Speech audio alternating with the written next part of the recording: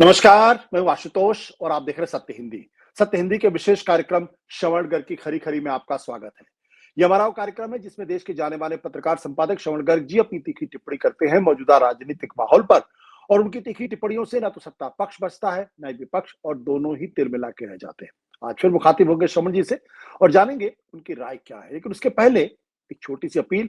सत्य हिंदी एक कोशिश है ईमानदार, निडर और निर्भीक पत्रकारिता की। हम अपने उन लाखों दर्शकों के लिए शुक्रगुजार हैं जो लाखों की संख्या में हमारे कार्यक्रमों को देखते हैं और हमारी हौसला अफजाई करते हैं। उनसे एक और छोटी सी गुजारिश करना चाहते हैं कि आप न केवल हमारे कार्यक्रम देखें, बल्कि संभव हो सके तो सत्य हिंदी की मेंबरशिप ड्राइव से जुड़े, सत्य हिंदी के सदस्य बने बड़ी संख्या में, ताकि सत्य हिंदी की ईमानदार पत्रकारिता ज्यादा से ज्यादा लोगों तक पहुंचे। और अब आज की बातचीत शुरू करते हैं। जैसा कि हमारे दर्शक अच्छी तरीके से जानते हैं कि 5 राज्यों के विधानसभा चुनावों का ऐलान हो चुका है। केरल, तमिलनाडु, असम, बंगाल और पुडुचेरी। इन पांचों राज्यों में अगर आप ध्यान से देखें तो केरल और तमिलनाडु में, या कह सकते हैं पुडुचेरी में भी, भारतीय जनता पार्टी का अस्तित्व कोई बहुत ज्यादा मजबूत नहीं है। लेकिन असम और बंगाल के अंदर वो पूरी मजबूती के साथ है। और साथ ही साथ वहां पे असम में अपनी सरकार को तीसरी बार बनाना चाहेंगे और पश्चिम बंगाल में ममता बनर्जी की सरकार को पलटने की या बदलने की कोशिश भी करेंगे। लेकिन इस बीच एक चीज जो नोटिस की जा रही है वो ये कि जब से ईरान युद्ध हुआ है या चल रहा है, तब से भारतीय जनता पार्टी की जो सांप्रदायिक राजनीति है, हिंदू मुसलमान की राजनीति है, जो पोलराइजेशन की पॉलिटिक्स है, उसमें थोड़ी कमी दिखाई पड़ रही है। या ये कह सकते हैं कि शायद वो ईरान के मसले पे ज्यादा उलझ गए हैं, इसलिए उनका ध्यान इस ओर कम है। हालांकि प्रधानमंत्री लगातार कैंपेनिंग कर रहे हैं, लेकिन वो जो पुराने बांग्लादेश का मुद्दा था वो उतनी तेजी के साथ नहीं उठ रहा है। ना ही मुस्लिम तबके को जिस तरीके से असम में हेमंत बिस्वा शर्मा उठाने की कोशिश कर रहे थे, वो भी उतना दिखाई नहीं पड़ रहा है। और साथ ही साथ उत्तर प्रदेश में भी काफी हद तक शांति है। क्या ये एक रणनीति का हिस्सा है, या फिर जो अंतर्राष्ट्रीय माहौल बना है उसका कोई असर दिखाई पड़ रहा है? जानेंगे श्रवण जी से। सर। ये जो चुनाव हो रहे हैं, बीजेपी बहुत डरी हुई है, जो हमको नजर आ रहा है। और मोदी जी काफी उलझ गए हैं इस लड़ाई को लेकर, जो खाड़ी का युद्ध है उसको लेकर। और उसका पूरा जो असर है वो चुनाव पर पड़ रहा है। ये जो राज्य हैं जो आपने गिना है, बंगाल का, तमिलनाडु का, केरल का और असम का और पुडुचेरी का। इसके बाद अगले साल पंजाब और उत्तर प्रदेश है।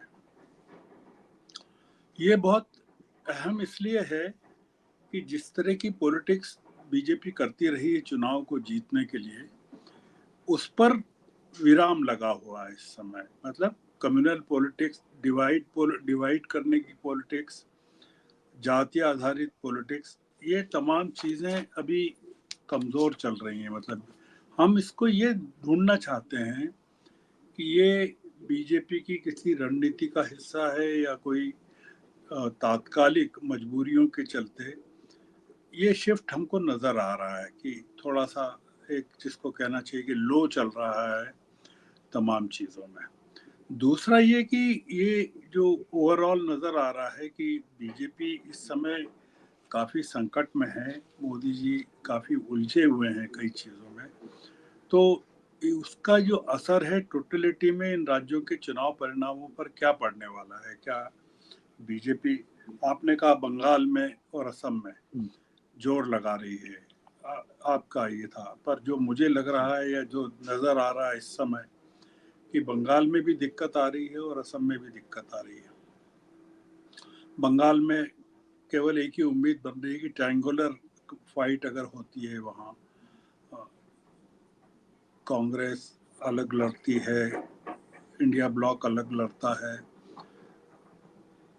बीजेपी अलग लड़ती है, ममता अलग लड़ती है, तो क्या चीज़ें बनेगी। और वैसे ही असम में क्या चीज़ें बनती है। हमारा मुद्दा ये है कि हमने हाल जो चीज़ें ऑब्ज़र्व की हैं उसमें दो चीज़ें ऑब्ज़र्व की हैं कि खाड़ी की लड़ाई जब से चली है, 15 दिन हो गए हैं, तब से हम नोटिस कर रहे हैं कि ये जो हिंदू मुस्लिम रेटोरिक है या हिंदू मुस्लिम डिवाइड है या हिंदू मुस्लिम राजनीति है, वो थोड़ी सी कमज़ोर पड़ी है असम में भी पड़ी है और उत्तर प्रदेश में भी पड़ी है। और बंगाल के चुनाव को लड़ने के लिए भी बीजेपी उस हथियार का इस्तेमाल अब कम कर रही है, गवर्नेंस के मुद्दे को ज़्यादा उठा रही है बीजेपी। तो दो तरह की चीज़ें जो नज़र आ रही है इस पूरे के पूरे परिप्रेक्ष्य में, कि जो मुस्लिम कंट्रीज हैं वो इजराइल के खिलाफ तो लामबंद हो ही रहे हैं, पर इजराइल के दोस्तों के खिलाफ भी वो लामबंद हो रहे हैं। तो उसमें भारत बहुत ही टॉप पर है। मतलब भारत के प्रति आमतौर पर नाराजगी बढ़ती जा रही है मुस्लिम देशों में। वो एक बड़ा फैक्टर है जिसको कि हम बारीकी से देखना चाहते हैं कि क्या वो हमको नज़र आ रहा है कि नहीं हमारी इंटरनल पॉलिटिक्स में। दूसरा ये कि बंगाल, केरल, असम तीनों ही स्थानों पर, खास करके तमिलनाडु का मैं उतना नहीं कह रहा हूँ, पुडुचेरी का उतना नहीं कह रहा हूँ, जी खाड़ी युद्ध के परिप्रेक्ष्य में मैं चीज़ों को देख रहा हूँ। तो मुस्लिम फैक्टर या अल्पसंख्यक समुदाय का जो फैक्टर है वो इम्पोर्टेंट हमको नज़र आ रहा है अभी से। और उत्तर जी प्रदेश में योगी जी का जो कल का एक डायरेक्टिव है, रोजगार बोर्ड्स जितने हैं उनको लेकर जो डायरेक्टिव निकाला है उन्होंने, वो काफ़ी हमको इम्पोर्टेंट नज़र आ रहा है कि वो एक मेजर शिफ्ट हम उत्तर प्रदेश की पॉलिटिक्स में देख रहे हैं। ये क्या कारण हो सकते हैं कि ये इसको हम घबराहट माने, स्ट्रेटेजिक शिफ्ट माने, टेम्पररी ट्रूस माने, क्या माने? जैसे मान लीजिए कि लगभग 10 करोड़ की आबादी वाला जो पश्चिम बंगाल है उसमें 30% के करीब मुस्लिम आबादी है और ओवैसी की पार्टी तो कहती है कि 40% है। अब आप सोचिए कि 30% या 40% या 35% आबादी अगर ड्रिवन होती है इस चीज़ से कि भारत सरकार जो है वो इजराइल के साथ खड़ी है मुस्लिम मुल्कों के खिलाफ, या इस तरह की चीज़ें होती है, उसका क्या इम्पैक्ट हो सकता है। तो ऐसे में अगर कुछ देश के स्तर पर, आंतरिक स्तर पर कुछ हिंदू मुस्लिम होता है तो उसका कितना असर चुनाव पर बीजेपी के खिलाफ पड़ सकता है। दूसरा ये मैंने आपको बताया केरल का, पश्चिम बंगाल का, कि 30% से ज़्यादा मुसलमान हैं। केरल में 29 से 30% है, मतलब केरल में भी 29-30% है और बंगाल में भी 30% है। जबकि आबादी का जो फर्क है वहाँ बंगाल में 10 करोड़ की है और यहाँ 3.5 करोड़ की है केरल में, उसके बावजूद 30% है। तो आप सोचिए, और 19% ईसाई हैं। ईसाइयों पर तमाम तरह के हमले हुए हैं, चर्च पर हुए हैं, मिशनरीज पर हुए हैं। आशुतोष जी, असम में 40% तक मुस्लिम्स हैं, 34 से 40% तक मुस्लिम्स हैं। मतलब कुल जो 3.5-4 करोड़ की आबादी है उसमें 1.5 करोड़ के करीब मुस्लिम है। तो ये जो फैक्टर्स अभी इस समय अचानक से खाड़ी के युद्ध के कारण इम्पोर्टेंट हो गए, जो कि हम देख रहे हैं कि पूरी की पूरी बीजेपी की और संघ की और उसके नेताओं की बॉडी लैंग्वेज में पूरा का पूरा रिफ्लेक्ट हो रहा है कि वो उनके जो अटैक हैं, आक्रमण हैं, वो क्या कांग्रेस की तरफ, राहुल गांधी की तरफ शिफ्ट हो रहे हैं और चीज़ों की तरफ शिफ्ट हो रहे हैं, ईंधन की तरफ, एलपीजी की तरफ शिफ्ट हो रहे हैं। कम्युनल डिवाइड को वो थोड़ा सा लो कैटेगरी में लेकर आ गए हैं। एक तो ये कि आपने अगर भाषण सुने हो प्रधानमंत्री के या होम मिनिस्टर के या योगी जी के या हिमंता के, जिसमें अगर आपको कोई नज़र आया हो कि बटेंगे तो कटेंगे जैसी राजनीति आपको कोई दिखी है क्या हाल के दिनों में, पिछले 15 दिन, 20 दिन, 25 दिनों में, एक महीने में? और ये चुनाव की घोषणा हो गई है तो अगले महीने अगर मान लीजिए चुनाव है तो ये इस चीज़ का कितना असर होने वाला है। हमारे जो ये जो मेन स्ट्रीम का मीडिया है जिसको लेकर हम हमेशा कहते हैं कि ये सरकारी प्रचार तंत्र में लगा हुआ है, अगर आप उसके विषयों को थोड़ा सा एग्जामिन करें तो क्या आपने कभी हाल के दिनों में ऐसा देखा क्या कि कुछ बहुत ज्यादा हिंदू मुस्लिम किया जा रहा है? जबकि आपको क्या लगता है, क्या टॉपिक्स इस समय क्या चल रहे हैं, जो क्या चलते थे 15 दिन पहले, 20 दिन पहले, महीने भर पहले क्या चलते थे? एक जो चीज जिसके कारण जो ये एक विचार मन में आया कि 2017 से योगी जी सत्ता में है और हम देख रहे हैं कि किस तरह की राजनीति वो करते रहे, जातिगत राजनीति, सांप्रदायिक राजनीति। आप कल्पना नहीं कर सकते कि योगी जी ने संडे को, मतलब कल, एक फरमान जारी किया है राज्य के सभी भर्ती बोर्ड के जो प्रमुख हैं, चेयरपर्सन हैं, उनको। और वो फरमान काफी इम्पोर्टेंट है।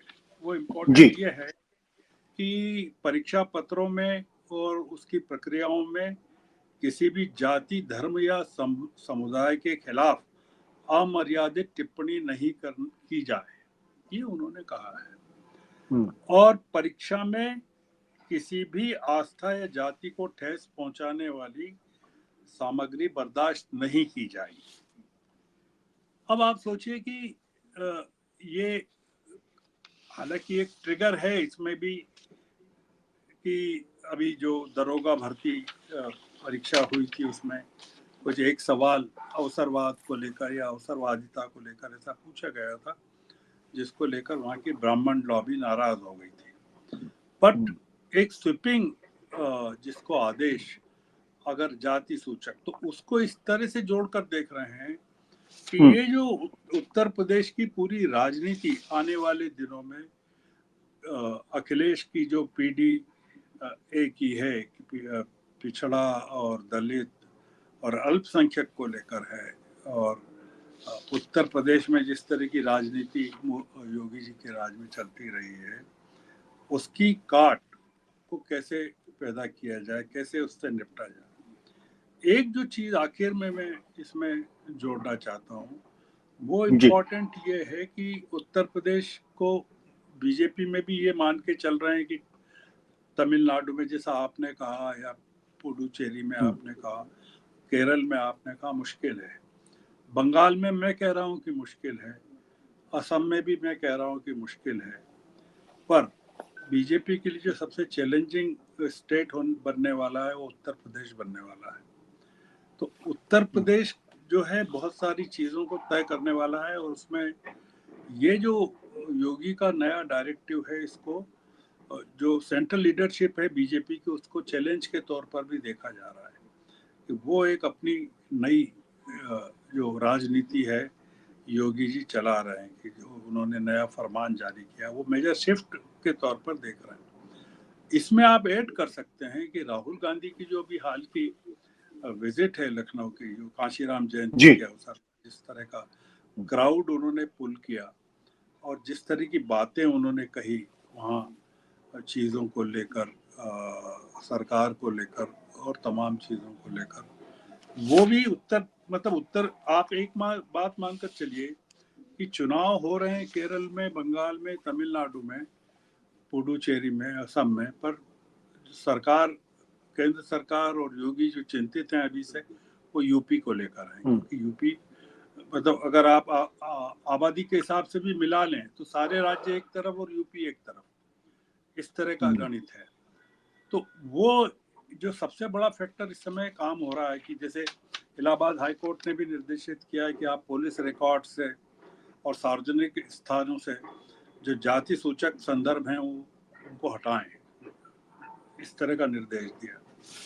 मैं कुल मिलाकर जो इस समय राजनीति है वो उसकी तरफ बता रहा था, चूंकि चुनाव की घोषणा हो गई है और बीजेपी के लिए जो एक कॉन्फिडेंस का लेवल था वो इस समय काफी खत्म हो चुका है, और उसके कॉन्फिडेंस के लेवल में खत्म होने में जो निर्णायक फैक्टर्स होंगे उसमें माइनॉरिटी वोट्स होंगे इन राज्यों में, बंगाल में, केरल में, असम में खास करके।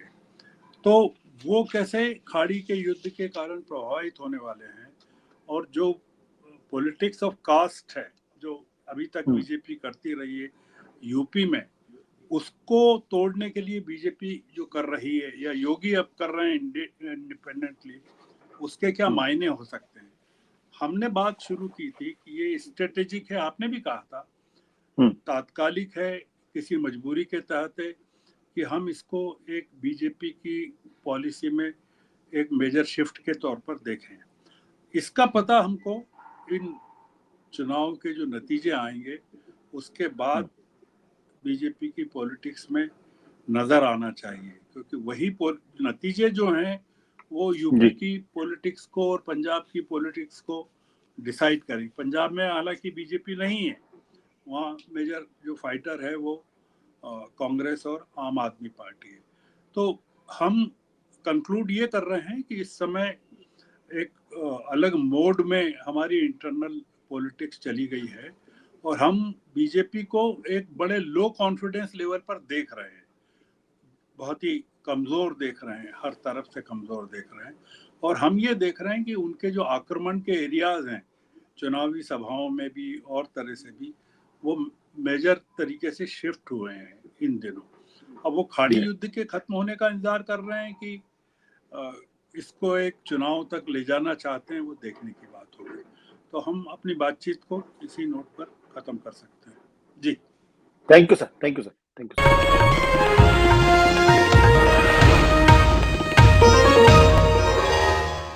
Copyright disclaimer under Section 107 of the Copyright Act 1976. Allowance is made for fair use for purposes such as criticism, comment, news reporting, scholarship, and research. Fair use is a use permitted by copyright statute that might otherwise be infringing.